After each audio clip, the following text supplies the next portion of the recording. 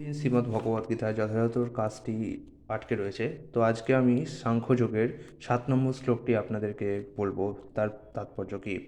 7 নম্বর শ্লোকটি হচ্ছে, কার্পণ্য দোষোপহত স্বভাব পৃচ্ছামি তাং ধর্ম সম্মূঢ়চেতা যস্যেও সন্নিশ্চিতং ব্রূহি তম মে শিষ্যস্তে অহং সাধিমাং তাং প্রপন্নম।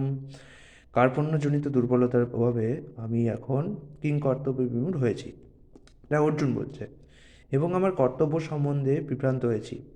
এই অবস্থায় আমি তোমাকে জিজ্ঞাসা করছি, এখন কি করা আমার পক্ষে শ্রেয়স্কর তা আমাকে বলো। এখন আমি তোমার শিষ্য এবং সর্বতোভাবে তোমার শরণাগত। দয়া করে তুমি আমাকে নির্দেশ দাও। এই শ্লোকটি আসলে তাদের জন্য গুরুত্বপূর্ণ যারা শিক্ষা গ্রহণ করতে চান। শিক্ষা গ্রহণের প্রথম স্তর হতে হবে হচ্ছে শরণাগতি। আপনি যদি এই মনোভাব নিয়ে গুরুর কাছে যান যে আমি গুরুকে প্রশ্ন করব, প্রশ্নোত্তরে হারাবো এবং তাকে নানাভাবে নাস্তানুভূত করব, তাহলে আপনি কখনোই সত্যে পৌঁছতে পারবেন না। আপনাকে সত্যের পরম সত্য জানতে গেলে গুরুকে সব কিছু সঁপে দিতে হবে। এমনকি আপনার যে সম্মানটা সেটাও পর্যন্ত গুরুর হাতে দিতে হবে।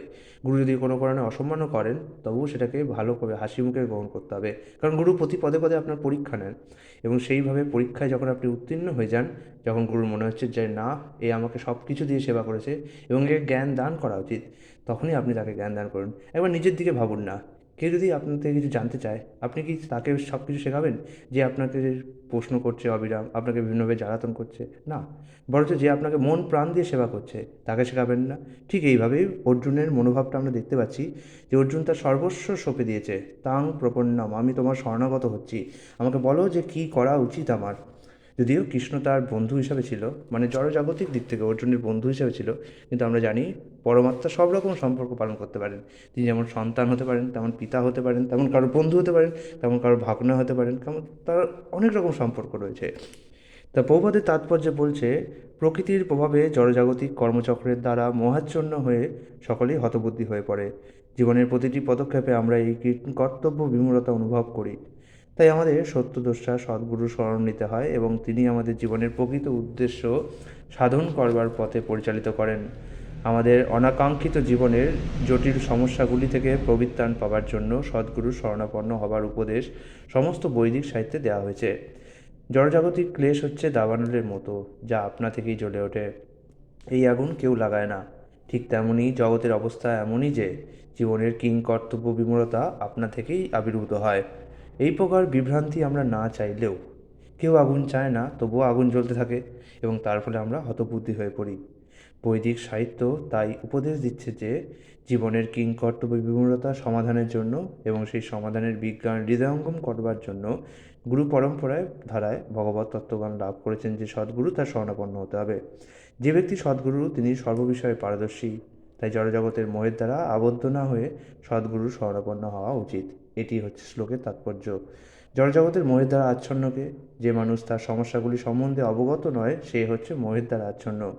বৃহদারণ্যক উপনিষদে মোহাচ্ছন্ন মানুষের বর্ণনা করে বলা হয়েছে, যো বা এতদক্ষরং গার্গ বিদিত্তস্মালো লোকাৎ প্রৈতিস কৃপণ। যে মানুষ তার মনুষ্য জীবনের সমস্ত সমস্যার সমাধান করে না এবং আত্মতত্ত্ব উপলব্ধি না করে কুকুর বেড়ালের মতো এই জগৎ থেকে বিদায় নেয়, সে হচ্ছে কৃপণ। এই মানবজন্ম হচ্ছে একটি অমূল্য সম্পদ, কারণ জীব এই জন্মের সদ্ব্যবহার করে জীবনের সমস্ত সমস্যার সমাধান করতে পারে। তাই যে এই অমূল্য সম্পদের সদ্ব্যবহার করে না, সে হচ্ছে কৃপণ। কৃপণ যেমন বা কিপ্টে লোক যেমন তার কাছে যে সম্পদ আছে সেগুলোকে খরচ করতে চায় না, তেমনই যে জীব এই মানব জন্মটা পেয়েছে, এটা তো অমূল্য জন্ম, তাকে যখন খরচ করতে চায় না, সে কৃপণ। পক্ষান্তরে যিনি যথার্থ বুদ্ধিমত্তা সহকারে মানব জন্মের সদ্ব্যবহার করে জীবনের সমস্ত সমস্যার সমাধান করেন, তিনি হচ্ছেন ব্রাহ্মণ। য এতদক্ষরং গর্গী বিদিতাস্মাল ও লোকাত পৈতিসা ব্রাহ্মণা।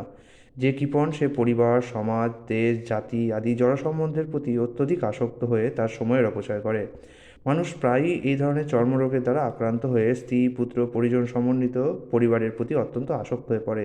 এই রোগকে চর্মরোগ বলা হয়, কারণ দেহের ভিত্তিতে বা চর্মের ভিত্তিতে এই আত্মীয়তার বন্ধন গড়ে ওঠে, এবং এই বন্ধনের ফলে জীব অত্যন্ত ক্লেশদায়ক ভবযন্ত্রণা ভোগ করে। কৃপণ মনে করে সে তার পরিবারের তথাকথিত আত্মীয়দের মৃত্যুর হাত থেকে রক্ষা করবে, নয়তো সে মনে করে তার আত্মীয় স্বজন তাকে মৃত্যুর হাত থেকে রক্ষা করবে। এই ধরনের পারিবারিক বন্ধন এমনকি পশুদের মধ্যেও দেখা যায়। তারাও তাদের সন্তানদের যত্ন করে। তীক্ষ্ণ বুদ্ধিমত্তা সম্পন্ন অর্জুন বুঝতে পেরেছিলেন আত্মীয় পরিজনদের প্রতি তার মমতা এবং তাদের মৃত্যুর হাত থেকে রক্ষা করার বাসনাই ছিল তার মোহাচ্ছন্ন হয়ে পড়ার কারণ। যদিও তিনি বুঝতে পেরেছিলেন তার যুদ্ধ করার কর্তব্য তাকে সম্পাদন করতে হবে, কিন্তু তবুও কৃপণতাজনিত দুর্বলতার ফলে তিনি তার সেই কর্তব্য সম্পাদন করতে পারছিলেন না। তাই তিনি পরম গুরু ভগবান শ্রীকৃষ্ণকে অনুনয় করেছেন যাতে তার এই সমস্যার সমাধান করার উপায় প্রদর্শন করেন। তিনি ভগবান শ্রীকৃষ্ণের কাছে তার শিষ্যরূপে আত্মসমর্পণ করেন। শ্রীকৃষ্ণকে তিনি আর বন্ধুরূপে সম্ভাষণ করছেন না।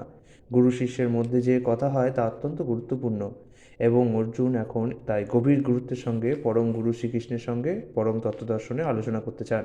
শ্রীকৃষ্ণ হচ্ছেন ভগবদ্গীতার তত্ত্ববিজ্ঞানের আদি গুরু এবং অর্জুন হচ্ছেন গীতার তত্ত্ব উপলব্ধিকারী প্রথম শিষ্য। অর্জুন কীভাবে ভগবদ্গীতার জ্ঞান উপলব্ধি করেছিলেন তার ব্যাখ্যা ভগবদ্গীতাতেই করা হয়েছে, কিন্তু তা সত্ত্বেও গর্ধব্য সতী জড়পণ্ডিতেরা গীতার ব্যাখ্যা করে বলে যে শ্রীকৃষ্ণ নামক কোনো পুরুষের কাছে আত্মসমর্পণ করার কোনো প্রয়োজন নেই, কিন্তু শ্রীকৃষ্ণের অন্তঃস্থিত অপ্রকাশিত যে তত্ত্ব তাকে উপলব্ধি করাই হচ্ছে গীতার প্রকৃত শিক্ষা। শ্রীকৃষ্ণ হচ্ছেন অনাদির আদিপুরুষ, স্বয়ং ভগবান। তার অন্তরের বাইরের মধ্যে কোনো ভেবেদ নেই। তিনি সর্বব্যাপ্ত সর্বশক্তিমান, কিন্তু এই জ্ঞান যার নেই সেই মহামূর্খের পক্ষে গীতার মর্ম উপলব্ধি করা কখনোই সম্ভব নয়। এইভাবে আমরা সপ্তম অধ্যায়ে অর্জুনের যে প্রশ্ন, অর্জুনের যে অবস্থা সেটি প্রপাত কীভাবে ব্যাখ্যা করেছেন সেটি শুনলাম। আগামীকাল আমরা অষ্টম অধ্যায়ের অর্জুনের আরেকটি যুক্তি শুনব। হরে কৃষ্ণ।